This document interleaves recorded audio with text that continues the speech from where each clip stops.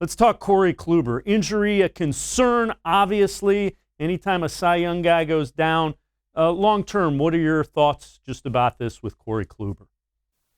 I hate the idea when people turn everything bad into something good. But when I was at the Indians the other day when Kluber talked, I do think it's possible. This is the kind of injury, if a pitcher's going to miss a couple months, you'd rather have him miss it with a fluke broken bone off a batted ball rather than with an elbow injury or a shoulder injury that's from actual pitching, right?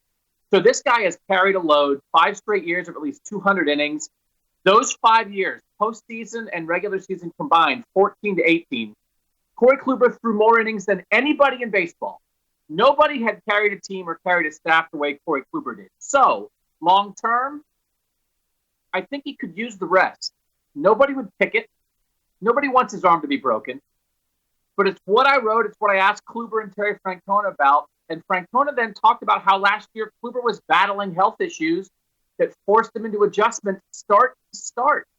This guy has been a workhorse. And in the middle of his career, in his mid-30s, it happened to Justin Verlander. When he was in Detroit, he went on the disabled list for the first time in his life after the worst season of his career.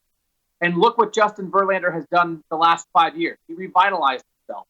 If you were worried about Corey Kluber's 5.8 ERA in his first 7 starts this year, I would not be worried long term. But I think it's possible that a couple months off right now will help him on the back end over the next few seasons. And obviously, to dovetail off of that, he has almost as many walks in his first 5 starts as he had all last year, and I think that speaks to the workload that you're speaking of. Another interesting article you had that actually hit today, hitters that you can trust that Terry Francona should trust. Take us through that and just the thought process and what you came to as far as the conclusion goes with that. Yeah, the conclusion is good luck, Tito, right? I mean, I don't know what he's going to do. Not a lot of sure things, especially in the outfield. And I think when you really break it down, when Bradley Zimmer, if you think he's going to get back healthy, Oscar Mercado is an option as a prospect. Greg Allen was sent down. He could be back. They really have 8 potential guys. By the time they get to June or July, they might have 8 potential guys for the 3 outfield spots in the 8. And who do you play? And one of Terry Francona's great strengths as a manager in a Hall of Fame career is believing in guys.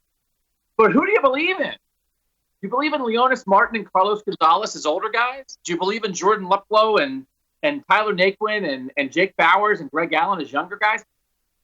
His belief has helped guys, but he's going to have to decide who he's going to believe in. And I think he's in a tough spot with this outfield. I'd always rather have a couple sure things than try to figure out you have 8 maybes for 4 spots.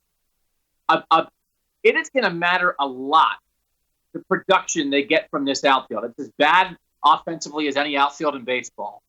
And Tito is going to have to mix and match, and he's going to have guys struggle and keep them in there. He's going to have to bench guys at the right time. The conclusion was there is no conclusion.